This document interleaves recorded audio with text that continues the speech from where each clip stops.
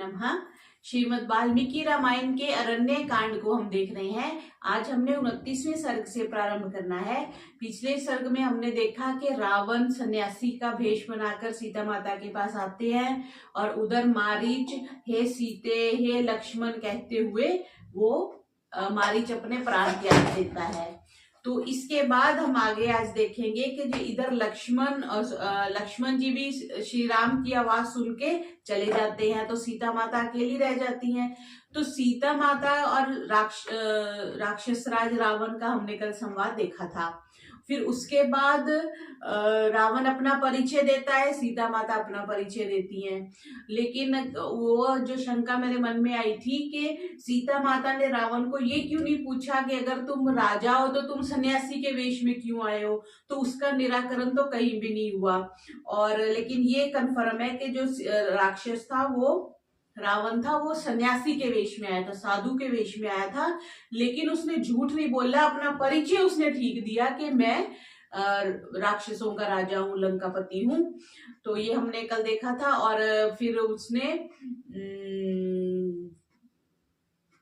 गरुड़ और वो मतलब आपस में जब सीता माता और रावण का संवाद होता है तब वो बात करता है कि मैं तेरे को ले जाऊंगा और तुम्हारी दासियां सेवा करेंगी, तो सीता उस चीज को नकारती है। यहाँ तक हमने कल पिछले पाठ में देखा था। आज हम 29वें सर्ग से प्रारंभ कर रहे हैं। 29वें सर्ग में आएगा सीता का अपहरण। ओम। एवं ब्रुवन्त्यां सीतायां सरब्धः परुषं वचः ललाटे भ्रिकुटिं कृत्वा रामणः प्रत्युवाच। सीता के ऐसे कठोर वचन कहने पर रावण भी क्रुद्ध हो भौहें टेढ़े कर ये कठोर वचन बोला कि सीता माता ने कह दिया था ना कि तुम राम से बच नहीं पाओगे, तुम्हारा पूरा नष्ट हो जाएगा अगर तुम मेरे प्रति गंदी दृष्टि रखोगे। तब जो रावण है वो क्रोध में आ गया। भ्राता वैश्रवणस्याहं दशग्रीवः प्रतापवान् भ्राभत् गीता विदर्वन्ति यस्य देवा स गंधर्वा। हे सुंदरी, रावण अब और अपना बड़ाई बता रहा है। मैं कुबेर का भाई महाप्रतापी रावण हूँ, जिसके भय से देव गंधर्व भी भाग खड़े होते हैं, और तू मेरे को कह रही है कि श्री राम मेरे को नष्ट कर देंगे। मम संजात रोषस्य मुखम दृष्ट्वा मैथिली विदर्वन्ति परित्रस्ता सुरा शक्र पुरोगम। हे मैथिली, क्रोध अविष्ट मेरे मुख को देख इंद्र आदि देव भी त्रस्त होकर दिशाओं में भाग जाते हैं। ये तो है ना, इंद्र भी भाग डरता था रावण से। मम पारे समुद्रस्य लंका नाम पुरी शुभा संपूर्णा राक्षस अखैर्य श्यामरावती। समुद्र के पार मेरी लंका नाम की परम शोभायमान नगरी है। वह नगरी भयंकर राक्षसों से वैसे ही परिपूर्ण है जैसी देवताओं से इंद्रपुरी अमरावती। इंद्रपुरी में अमरावती से वो नगरी सुशोभित है, और ऐसे ही मेरी लंका भी सुशोभित है। तत्र त्वं वस हे सीते राजपुत्री मया सह ना समरिष्यसि नारी नाम मानुषी नाम मनस्विनी। हे राजकुमारी सीते, तुम वहां चलकर मेरे साथ निवास करो। हे मनस्विनी, वहां रहने पर तुम्हें सामान्य स्त्रियों के भोग आदि का स्मरण भी नहीं होगा। मतलब तुम्हें विशिष्ट भोग मिलेंगे, सामान्य की तो तुम्हें स्मरण भी नहीं आएगा। भुंजाना मानुष अन्न भोगा दिव्याश्च वर वर्णिनी न समर्ष्यसि रामस्य मानुषस्य गतायुषः। हे शोभन वर्ण वाली सीते, वहां मनुष्य उचित भोग और दिव्य पदार्थों का उपभोग करते हुए तुम्हें अल्पायु और साधारण मनुष्य राम की स्मृति भी नहीं आएगी। तेन किं भ्रष्ट राजेन रामेण गतचेतसा करिष्यसि विशालाक्षी प्रतापसेन तपस्विना। हे विशालाक्षी सीते, तू राज्य से च्युत मंद बुद्धि क्लेश सहन वाले तपस्वी राम के पास रहकर क्या करेगी। वो बुरी बातें बोल रहा है श्री राम जी के लिए। सर्व राक्षस भर्तारम काम कामत स्वयं अमिगाहतम ना मन मत शराविष्टम प्रत्याख्यातुम त्वं हर्षि। मैं राक्षसों का राजा होकर भी स्वेच्छा से यहाँ आया हूँ। काम के बालों से पीड़ित मेरा त्याग करना तुम्हें उचित नहीं है। प्रत्यव्याख्याय ही माम भीरु परितापम गमिष्यसि चरणेन अभिहतेव पुरूर्वस वसम उर्वशी। हे भीरू, मेरा तिरस्कार करके तुम्हें वैसे ही पछताना पड़ेगा जैसे उर्वशी ने राजा पुरुरवा को लात मारकर पछताई थी। ये राजा पुरुरवा की भी एक कहानी आती है ना, उर्वशी भी वो थी, अप्सरा थी। तो ये एक कथा आती है कि उन्होंने उसको नकार दिया था, उसको ग्रहण करने से। अंगुल्या न समो रामो मम युद्धे स मानुषः त्वभागेन संप्राप्तम भजस्व वर वर्णिनी। संग्राम में वह साधारण मनुष्य राम मेरी एक उंगली के समान भी नहीं है। हे सुंदरी, मैं तुम्हारे भाग्य से ही यहाँ उपस्थित हुआ हूँ, अतः तू मुझे अंगीकार कर। ऐसा राम जो रावण है वो राम जी के खिलाफ सीता जी को बोल रहा है। देहि क्रोधा सरक्त लोचना अब्रवीत परुषम वाक्यम रहिते राक्षस अधिपम। जब रावण ने सीता से इस प्रकार कहा तब सीता भी कुपित हो और लाल लाल आंखें कर उस निर्जन वन में राम से यह कठोर वचन बोली।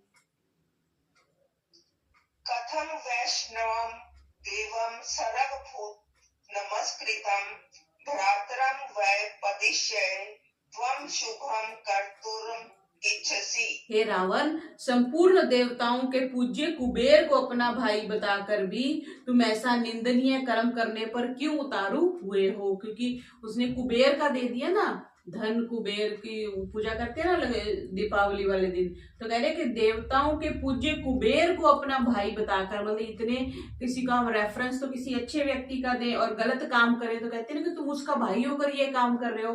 उस दृष्टि से सीता माता कह रही है कि तुम कुबेर को अपना भाई बताकर भी ऐसा निंदनीय कर्म करने की बात कर रहे हो।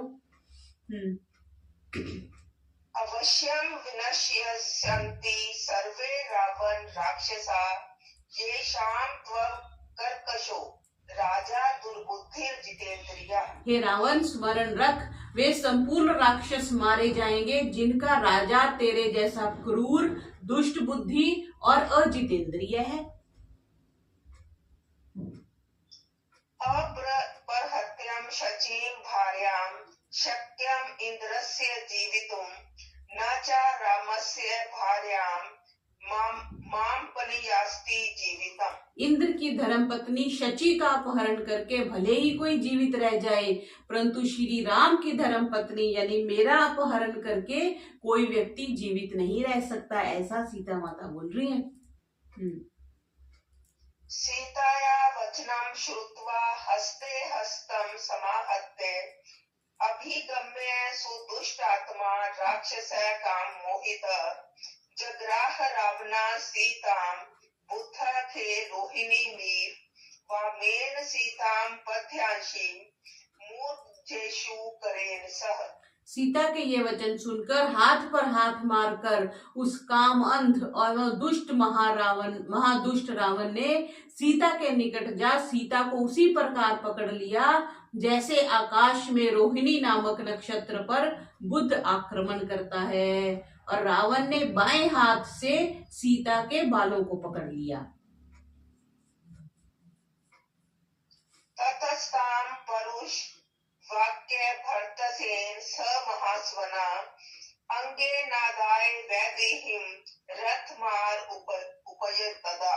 फिर उसने ऊंचे स्वर से और कठोर वाक्यों से सीता को धमकाकर उसे अपनी गोद में भरकर रथ पर बिठा दिया।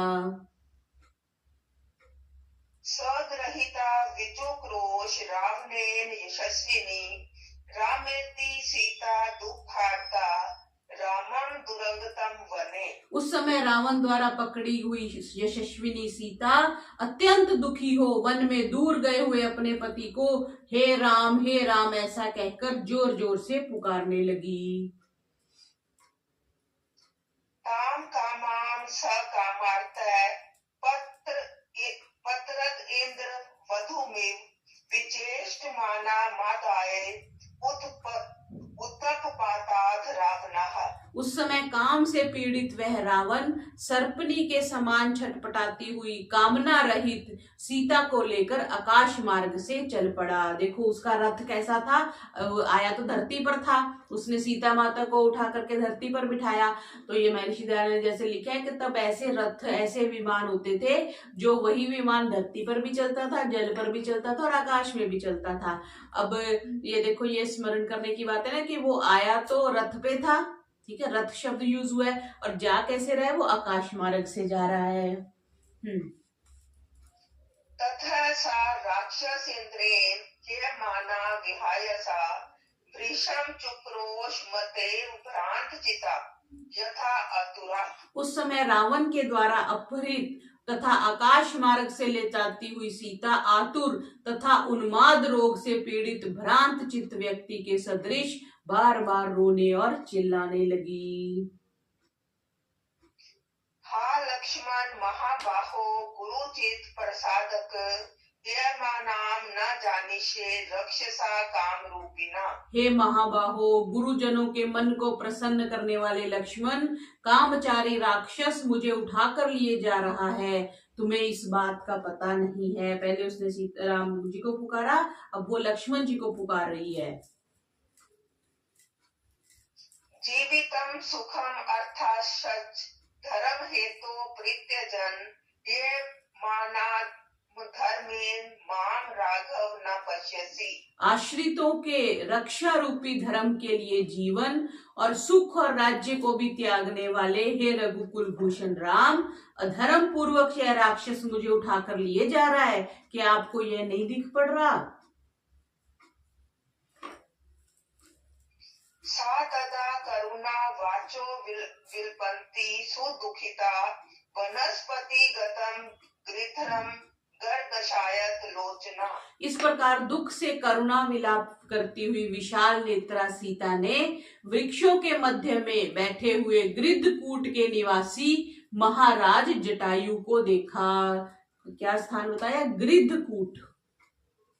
चित्रकूट था ना, चित्रकूट में तो कुटिया बनाई थी। अब वृक्षों के मध्य विशाल नेत्रा, सीता जी के नेत्र बड़े बड़े थे, उन्होंने वृक्षों के मध्य में बैठे हुए गृद्धकूट के निवासी महाराज जटायु को देखा। सातमुद्रिक्ष्य सुश्रोणी रावणस्य वशगता समाक्रांत भद्र परार दुख उपहोत्या गिरा। रावण के वश में पड़ी हुई सीता ने जटायु को देखकर भयभीत एवं दुखित होकर रोकर कहा, जटायु पश्य मामार्य हे मानाम नाथवत अनेन राक्षस इंद्रेन करुणम पाप कर्मणा। हे आर्य जटायु, देखो जटायु को भी सीता माता ने आर्य कह के पुकारा, मतलब शुभ लक्षण वाला व्यक्ति। हे आर्य जटायु, देखो यह पापी रावण निर्दयता पूर्वक अनाथों के समान मेरा हरण करके मुझे लिए जा रहा है। नैशवार्यतम शक्यस्त्व क्रूरो निशाचरः स तव वांछित काशी च सायुध स्वयं दुर्मति। कदाचित तुम इस महाबली बहुतों को जीतने वाले शस्त्र अस्त्र संपन्न क्रूर और दुर्मति राक्षस को ना रोक सको, परंतु रामाय तु यथा तत्वम जटायो हरणम मम लक्ष्मणाय च तत् सर्वम आख्यात व्यम शेषतः। हे जटायु, तुम मेरे अपहरण का समस्त वृतांत यथा तथ्य श्री राम एवं लक्ष्मण से निवेदन कर देना। सीता को पता है कि जटायु वृद्ध थे, उससे सामना नहीं कर पाएंगे, क्योंकि रावण पहले ही बता रहा है कि मैं तो इंद्र भी मेरे से डरता है और मैं इतना बलशाली हूं। तो सीता माता कह रही भले ही तुम इसको नहीं रोक सकते, लेकिन मेरी सूचना जो है वो राम और लक्ष्मण तक अवश्य पहुंचा देना। अब आगे 30वें सर्ग में जटायु और रावण का युद्ध होगा जी। तम शब्दम वसुपस्तु जटायु रथ शुचुक्षवे निरीक्षे रावणम क्षिप्रम वैदेहीम च दर्दश। ओंगते हुए जटायु ने सीता के उस आर्तनाद को सुना। आंख खोलने पर उसने शीघ्र ही रावण और सीता को देखा। मतलब जटायु सो रहे थे उस टाइम, ऐसा बता रहे हैं। और पीछे हमने ये बात करी ली थी कि जो जटायु थे वो पक्षी नहीं थे, क्योंकि यहाँ पे तीक्ष्ण तुंड जो शब्द आया है, तुंड का अर्थ चोंच नहीं होता, तुंड का अर्थ कहते हैं कि मुख भी होता है, तीखे मुख वाला। क्योंकि आदि शंकराचार्य जी ने अपने मोह मुग्धर या चरपट मंजरी जो पुस्तक लिखी है, उसमें व्याकरण घोटने वाले एक बूढ़े को उपदेश देते हुए कहा है कि दशन विहीनम जातम तुंडम, मतलब तेरा तुंड, तेरा मुख जो है वो दांतों से विहीन हो गया है, फिर भी तू व्याकरण का घोटा लगा रहा है। व्याकरण वही पढ़ सकता है जिसका उच्चारण शुद्ध हो। अब उच्चारण के लिए कोई कभी जीभ दांतों के अंदर लगाते हैं, कभी तालू से स्पर्श कराते हैं, तो ये तालवीय बोलते हैं, कुछ ओष्ठीय बोलते हैं, ऐसे शब्द होते हैं। तो वो कह रहे हैं कि अगर तू, तेरे मुंह में दांत नहीं है, फिर भी तू व्याकरण का घोटा लगा रहा है, इससे तेरी रक्षा नहीं होगी। तो इस तरह हम ऐसा भी समझ सकते हैं कि रूबीले मुख वाला, मतलब तीखे मुख वाला व्यक्ति, ऐसा हम कह सकते हैं। लेकिन जटायु राजा है ना, क्या बोला, महाराज जटायु को देखा, कोई पक्षी तो नहीं है हो सकता राजा, इसलिए यहां से भी ये पता चलता है जी। पर्वत कोटा भस्तीक्षण तुंड है खगोत में वनस्पति गतः श्रीमान व्याजहार शुभाम गिरम।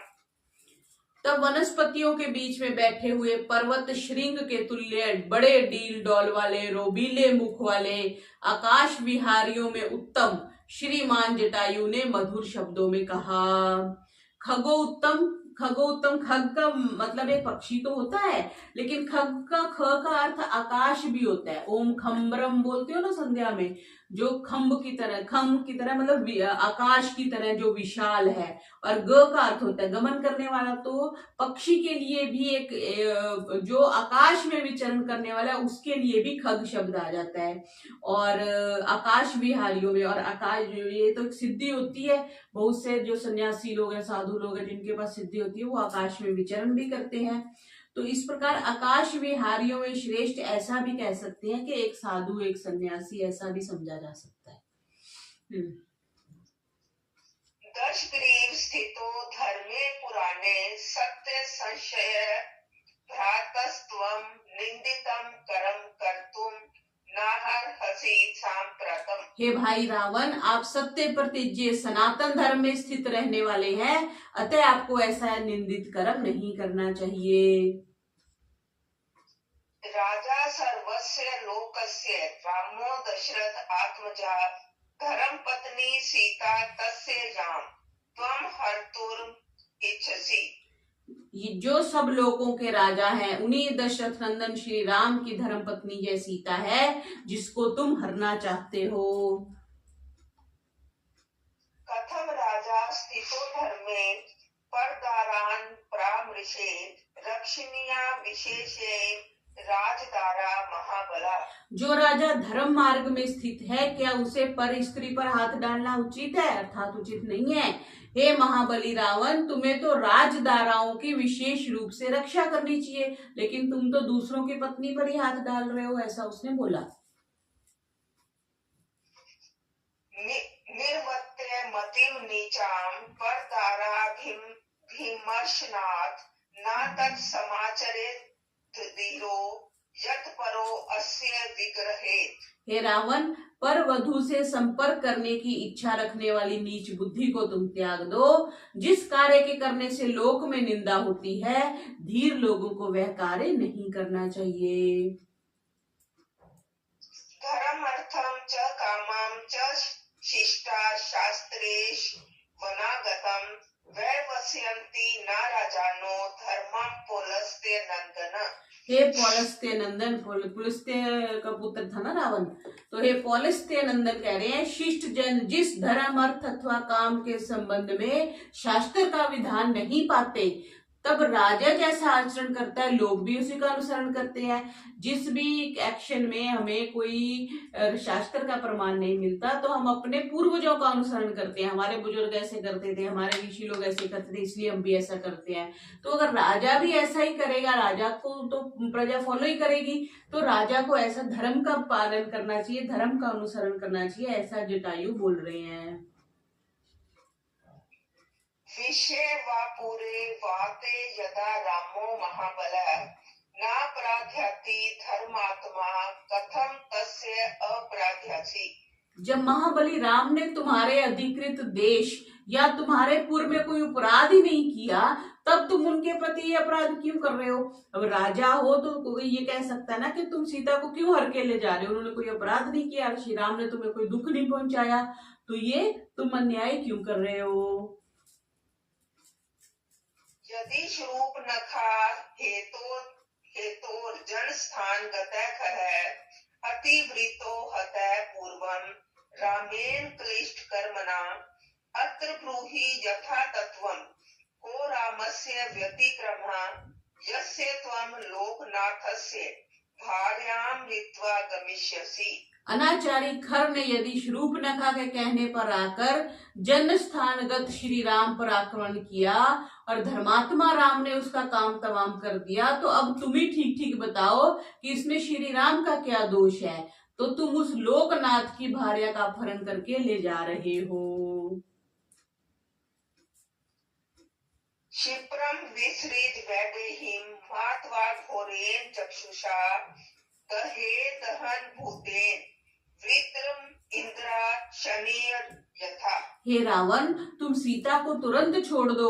ऐसा ना हो कि जैसे इंद्र ने अपने वज्र से वृत्तासुर को भस्म किया था, उसी प्रकार राम भी तुम्हें अपनी अग्नि तुल्य नेत्रों से भस्म कर डाले। यत् कृत्वा न भवे धर्मो न कीर्तन यशो भुवि शरीरस्य भवेत् खेदः सत्कर्म समाचरे। जिस कार्य के करने से ना पुण्य होता है, ना कीर्ति होती है, ना स्थिर यश प्राप्त होता है, अपितु जिस कार्य के करने से केवल शारीरिक कष्ट होता है, ऐसा कर्म कौन भाग्यशाली व्यक्ति प्रवृत्त करेगा? उसमें क्यों लगेगा जिसमें सिर्फ शारीरिक कष्ट हो?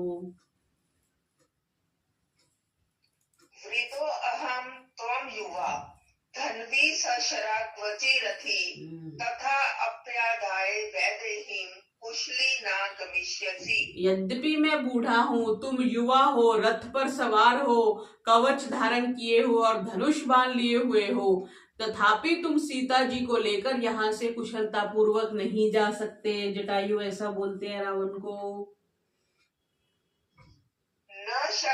न शक्त सत्वं बलार्थतु वैदेहीं मम पश्यता युध्यस्व यदि शूरो असि मुहूर्तम तिष्ठ रावण।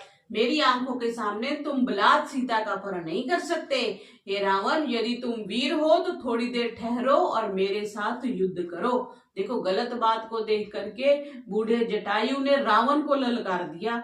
और आजकल हम कितना गलत होता देख करके भी हम आंखें बंद कर लेते हैं और हम इग्नोर करते हैं कि चलो हमें क्या, क्योंकि समाज की स्थिति ऐसी होगी हुई है। तो यहाँ से ये पता चलता है कि अगर कहीं अन्याय हो रहा है, कहीं गलत हो रहा है, तो हमें उसका विरोध करना चाहिए, उसके विरोध में खड़े होना चाहिए। युद्ध अतिथ्यं प्रदास्यामि यथा प्राणं निशाचर वृन्तादिव फलं त्वां तु पाचयेयं रथ उत्तमा। ये निशाचर, तुम्हारा आतिथ्य करूंगा और जैसे पका फल अपनी डाली से गिर पड़ता है, इसी प्रकार तुम्हें इस उत्तम रथ से नीचे गिरा दूंगा।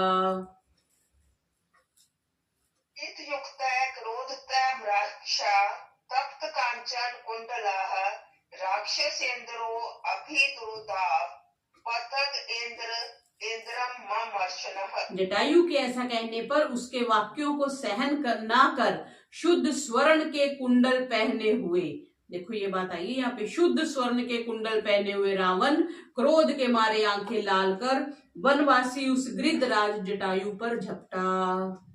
यहाँ पे कुंडल का विशेष उन्होंने बताया कि रावण शुद्ध कुंडल शुद्ध स्वर्ण के कुंडल पहना हुआ। तो इत्युक्ता क्रोध ताम्राक्षा तप्त कांचन कुंडला, तप्त मीन्स गर्म हुआ हुआ, गुस्से से हुआ कांचन सोना कुंडल, राक्षेंद्रो अभिदुद्राव पतगेंद्र ममर्शन, वो गृधराज जटायु पर झपटा।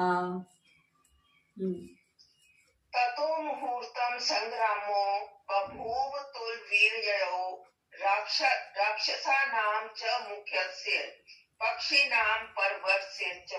अतुल्यवान अतुल्य वीर्यवान उन दोनों राक्षसराज रावण और तपस्वी श्रेष्ठ जटायु का एक मुहूर्त तक घमासान युद्ध हुआ, यानी कि 24 घड़ी जिसको हम कहते हैं वो एक मुहूर्त होता है, तब तक उनका आपस में युद्ध हुआ। तस्य ध्यायमानस्य रामस्य अर्थे स रावणः पक्षो पार्श्वो च पादौ च खड्गं उत्थयते सो अनिच्छतन। अंत में श्री राम के लिए युद्ध करने वाले जटायु के दोनों कंधों को, हाथों को और पैरों को रावण ने तलवार के वार से काट दिया। उसके हाथ भी काट दिए, पैर भी काट दिए, मतलब कंधे भी काट दिए, भुजाएं भी काट दी उसकी।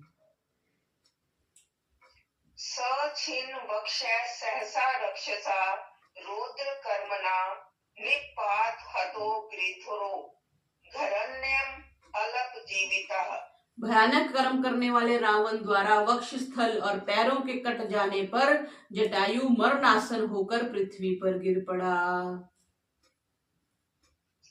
सातु तारा अधिक मुखी रावणेन समीक्षितम गृधराजम विनिहतम विलाप सुदुखिता। रावण द्वारा मारे गए जटायु को देखकर चंद्रानना सीता जी दुख पूर्वक विलाप करने लगी। उनको थोड़ी सहायता की उम्मीद थी, अब वो भी जटायु भी गिर पड़े तो वो विलाप करने लगी। ततस्तु राम रामेति रुदन्तीम लक्ष्मणेति च जगम आदाय चा आकाशम रावणी राक्षस विराट। तब जटायु के लिए विलाप करती हुई और हा राम हा लक्ष्मण कहकर रोती हुई सीता को लेकर राक्षस राज रावण आकाश मार्ग से चला गया। तो एक बात हम ये भी सोच सकते हैं, जब उनका युद्ध हो रहा था तो सीता माता वैसे भाग के कहाँ जाती ना, कमजोर सी दिखाई है सीता माता, मतलब ऐसी नहीं थी कि वीरांगना टाइप नहीं थी कि युद्ध करती या है ना, या जब युद्ध हो रहा था तो वो भाग भी सकती थी, पर रावण के बड़ा स्ट्रांग था इसलिए वो भागी नहीं होंगी। जैसे छुप आजकल हम देखते हैं ना फिल्मों में, आंख बचा के छुप जाती है किसी पेड़ के नीचे या कहीं, बड़ी एक ये विचित्र सी कथा है। आगे 31वां सर्ग, सीता की रावण को फटकार और रावण का उसे लेकर लंका पहुंचना।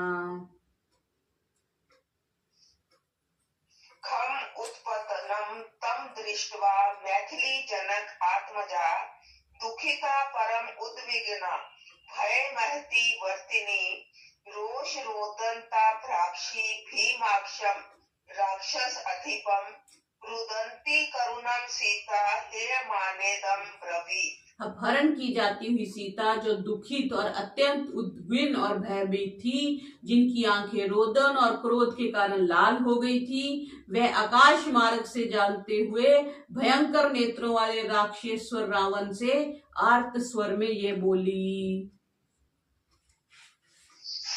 ना वै पत्र पसे नीच कर्मणा अनेन रावण ज्ञात्वा विराहिताम जन्माम चोरित्वा पलायसे।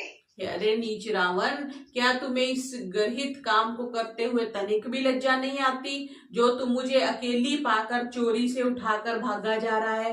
हिम्मत थी तो श्री राम के साथ युद्ध करके जीत के लेके जाता, तो तुम मेरे को चोरी से उठा के लेके जा रहे हो। सीता ऐसे बोल रही है। धिक्ते शौर्यं च स्वस्तवं च यत्वं कथित वास्तदा कुलाक्रोशकरं लोके धिक्ते चरित्र अमिदर्शम। हे मेरे अपहरण करने से पूर्व तूने जिस शूरवीरता और बल का बखान किया था, तेरी उस शूरवीरता और बल को धिक्कार है। संसार में अपने कुल को कलंक लगाने वाले तेरे इस चरित्र को भी धिक्कार है। ऐसा सीता माता रावण से कह रही हैं। किम कर्तुम शक्यमेवं हि यज्ञ विनैव धावसि मुहूर्तम अपि तिष्ठसव न जीवन प्रत्यास्यसि। ऐसी दशा में जब तू मुझे लेकर अत्यंत वेग से भागा जा रहा है, कोई क्या कर सकता है? हाँ, यदि तू एक मुहूर्त भी ठहर जाए तो तू जीवित नहीं जा सकेगा, क्योंकि रावण बड़ी तेजी से गया ना।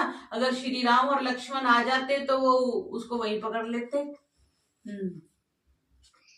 न हि चक्षुष पथम प्राप्य तयो पार्थिव पुत्रयो ससैन्य अपि समर्थस्त्वम मुहूर्तम अपि जीवितुम। उन दोनों राजपुत्र राम और लक्ष्मण की दृष्टि में पड़ते ही तो अपनी संपूर्ण सेना सहित एक मुहूर्त भर भी जीवित नहीं बचेगा। ऐसा सीता जी बोल रही हैं।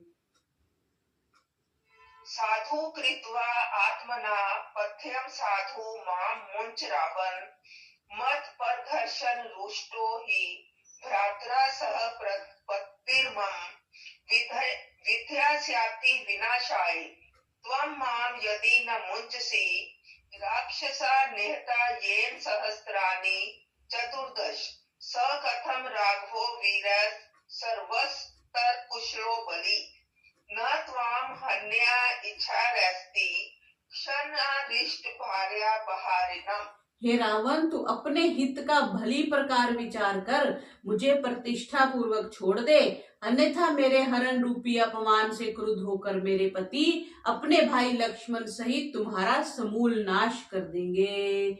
विधास्यति विनाशाय त्वं माम यदि न मुंचसी, अगर तुम मुझे नहीं छोड़ोगे तो वो तुम्हारा विनाश कर देंगे।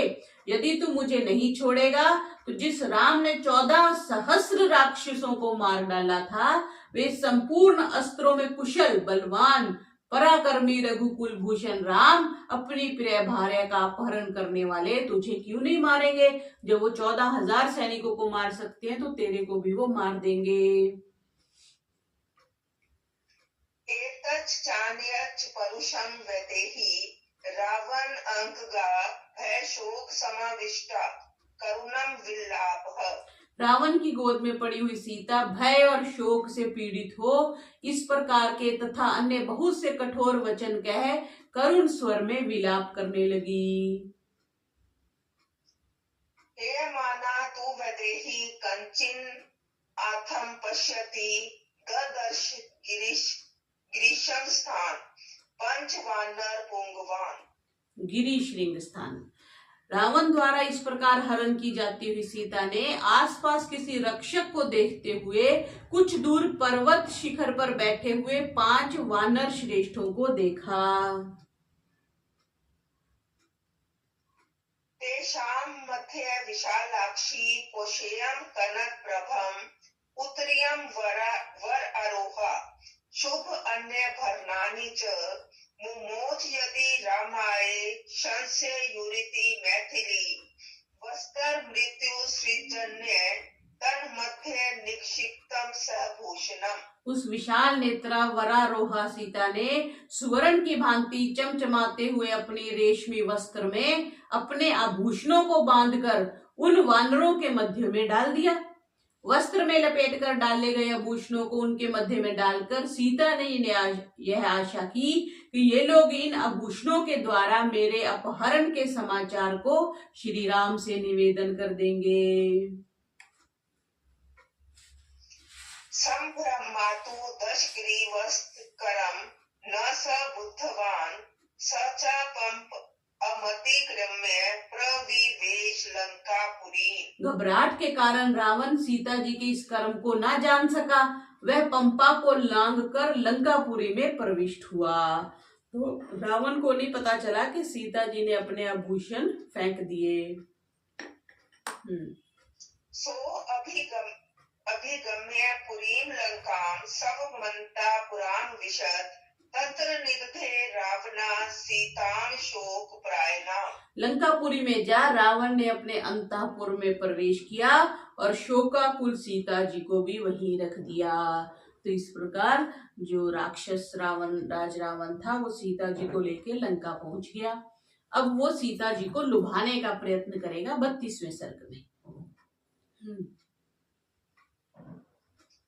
निष्क्रम्यांत पुरासक्त समाक्तम कृत्य मिति चिंतयन् तदर्श अष्टो महावीर्यान् राक्षसान पिशीताशनान्। सीता को अंतःपुरा में रख स्वयं वहां से निकलकर वह सोचने लगा कि अब आगे क्या करना चाहिए। सोचते विचारते उसने महापराक्रमी 8 मांसाहारी राक्षसों को देखा। कितने? 8 मांसाहारी राक्षसों को देखा। सतां दृष्ट्वा महावीर्यो वाक्यम अवद वाचयत निदम नाना परहरना शिप्रम जनस्थानम च गच्छत। उन महापराक्रमी राक्षसों को देखकर रावण ने उनसे कहा, हे राक्षस लोगों, तुम अनेक प्रकार के अस्त्र शस्त्र लेकर शीघ्र जन स्थान को आओ। उनको बोला अपने सारे अस्त्र शस्त्र लेकर आ जाओ। अप्रमादात् गंतव्यम सर्वैरपि निशाचरैः कर्तव्यश्च सदा यत्नो राघवस्य वधं प्रति। तुम सब लोग बड़ी सावधानी से वहां जाना और राम को मार डालने के लिए सदा प्रयत्नशील रहना। संदिश्य राक्षस अंघोरान रावण ओष्टो महाबलान आत्मनाम बुद्धि वैकल्य व्याकृत कृत्य ममन्यत। उन 8 महाबलशाली राक्षसों को जन स्थान में रहने का आदेश देकर रावण बुद्धि दौर्बल्य के कारण अपने आप को सफल मनोरथ समझने लगा, क्योंकि उसने 8 राक्षस जो थे उनको नियुक्त कर दिया, तो अपने आप को समझने लगा कि अब काम हो जाएगा, ये डर जाएगी।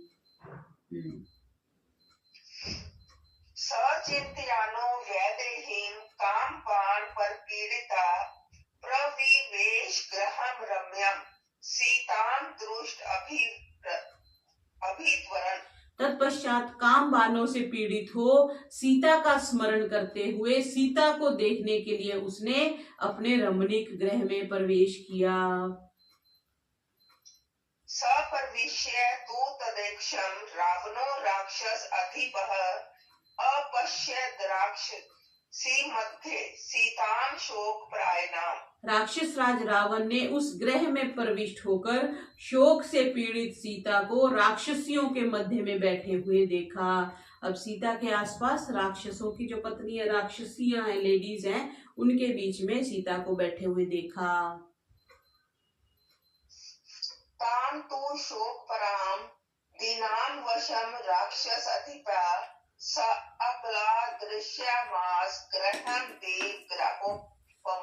शोक पीड़ित दीन और असहाय सीता को उसकी इच्छा ना होते हुए भी राक्षसेश्वर रावण ने बलपूर्वक अपने देवतुल्य गृह को दिखलाया।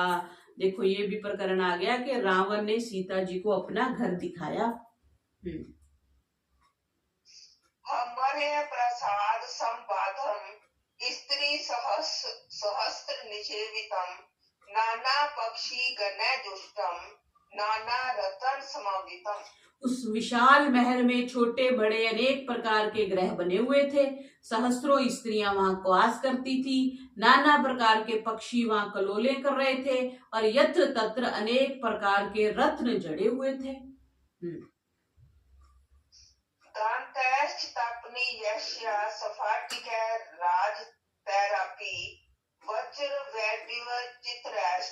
स्तंभ दृष्टि मनोहर है। उस भवन में हाथी दांत, सुवर्ण, स्फटिक मणि और चांदी के दर्शनीय तथा मनोहर खंबे लगे हुए थे, जिन पर हीरों व दूरे मणि का नकाशी का काम किया हुआ था। दिव्य गुंदुर अभिनिहातम तप्त कांचन तोरणम दांतिका राजत अश्चैव गवाक्षा प्रिय दर्शना हेम जाला वृताष्ट संसत्र प्रसाद पंक्तया दशग्रीव ने प्रादर्श्यत मैथिली। वहां देव दुंदुभी के समान शब्द हो रहे थे। द्वारों पर सोने की बंदरवारें लटक रही थी। उस भवन में हाथी दांत चांदी से निर्मित शोभायमान खिड़कियां लगी हुई थी, जिनकी जालियां सोने की थी। देखो, आजकल हम दरवाजों पे जालियां लगवाते हैं, लोहे की होती है। उसके रावण के महल की जो लंका पूरी सोने की कहते हैं ना, उसकी लंका जो थी वो सोने की थी। तो दीवारों पर खिड़कियों पर जो जालियां थी वो सोने की थी, और बंधनवार भी सोने की थी, ये जो हम धागों में ऊनी धागों में लटकाते हैं। वहां इस प्रकार के मकानों की पंक्तियां थी। इस प्रकार के अपने भवन को रावण ने सीता को दिखलाया, मतलब अपना ऐश्वर्य रावण ने सीता को दिखाया कि देखो मेरे पास कितना ऐश्वर्य है। दीर्घिका पुष्प करिणश्च नाना वृक्ष समन्विता रावणो दर्शयामास सीतां शोक प्रायणाम। तत्पश्चात रावण ने शोकग्रस्त सीता को उस भवन में निर्मित भांति भांति के पुष्पों से शोभायमान छोटी और बड़ी अनेक पुष्करणियां दिखलाई। पुष्करणियां मीन्स पुष्पों की कुछ बना हुआ, कुछ पुष्प वाटिका जैसे हम कह देते हैं, ऐसी दिखलाई।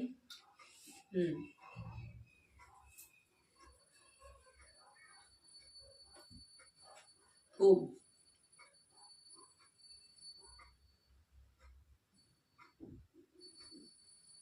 ओम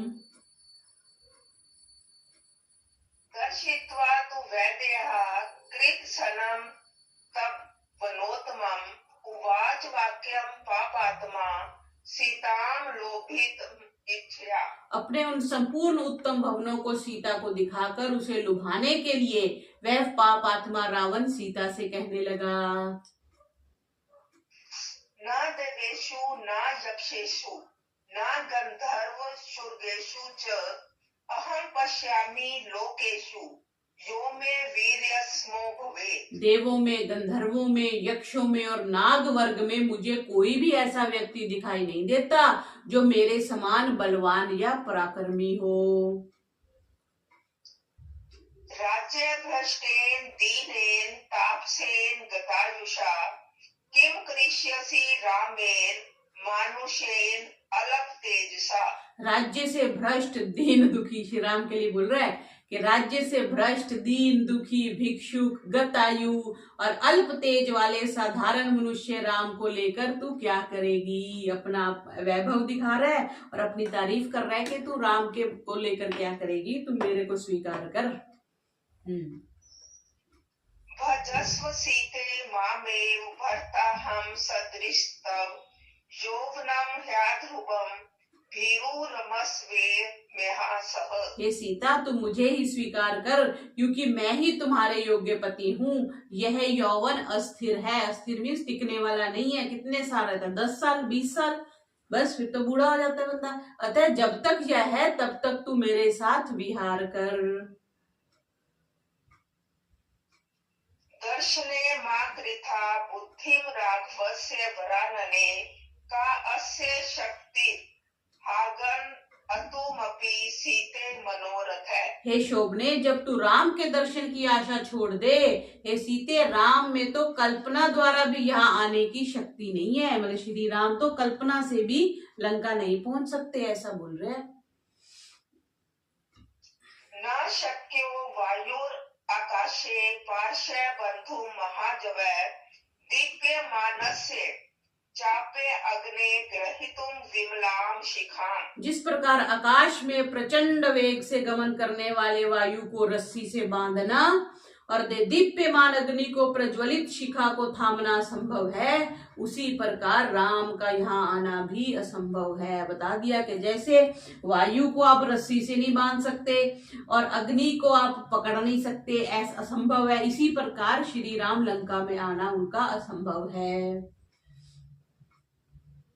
लंकायां सुमहद राज्यमिदं त्वम् अनुपाल्य तव प्रेष्य मद्धितश्चैव देवाश्चापि। चराचर है। अतः अब तुम लंका के इस विशाल राज्य का पालन करो।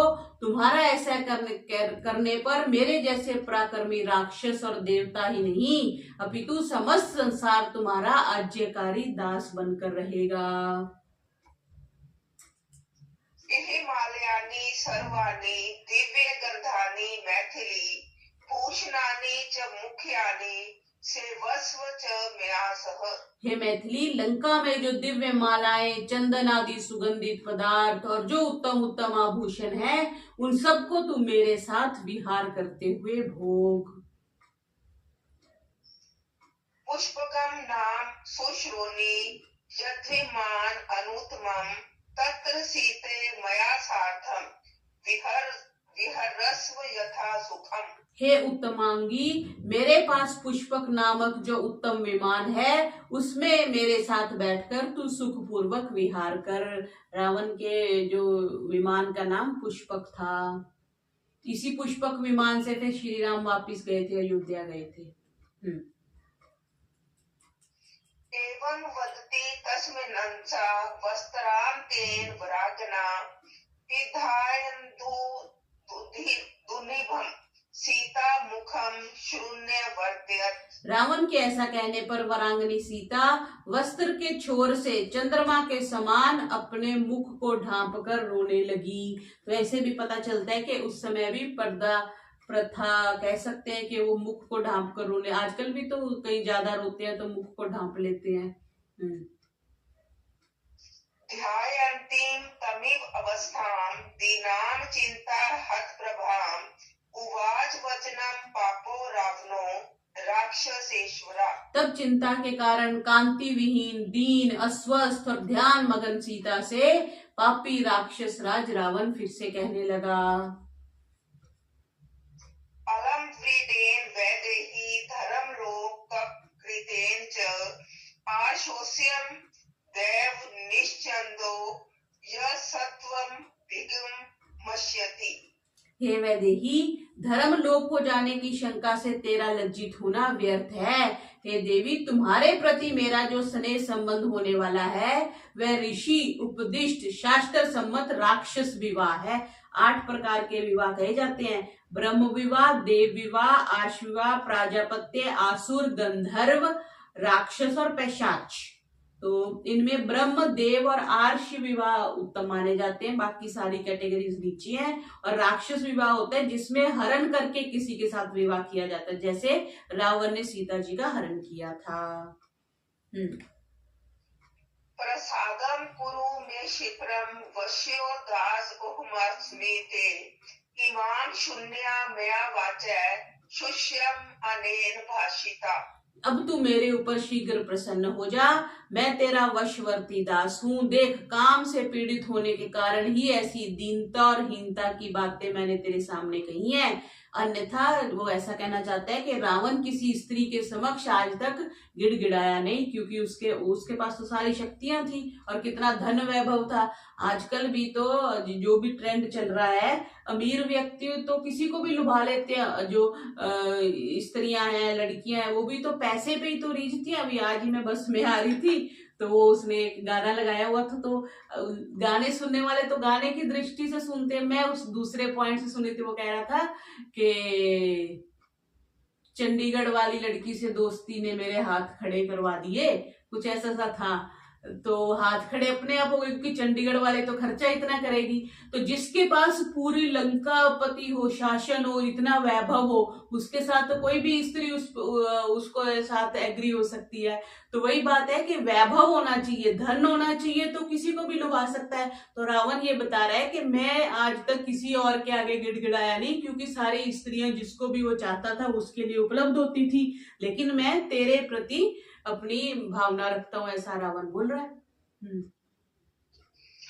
एव मुक्त्वा दशग्रीवो मैथिलीं जनक आत्मजाम कृतांत वशम अपन्नो ममेयमिति मन्यते। जनक नंदिनी सीता से इस प्रकार की बातें कहकर मृत्यु के मुख में पड़े रावण ने समझा कि अब सीता जी मेरे अधीन हो गई। तो रावण ने अपना पूरा महल दिखा दिया, तो उसको लगा कि जब इन्होंने मेरा धन वैभव देख लिया है तो अब तो ये मेरे को मान ही जाएंगी। तो इस तरह से वो सीता जी से बातें करने लगा। तो आज हमने ये अरण्य कांड के 32 सर्गों को देखा। बोलिए मर्यादा पुरुषोत्तम श्री रामचंद्र की जय।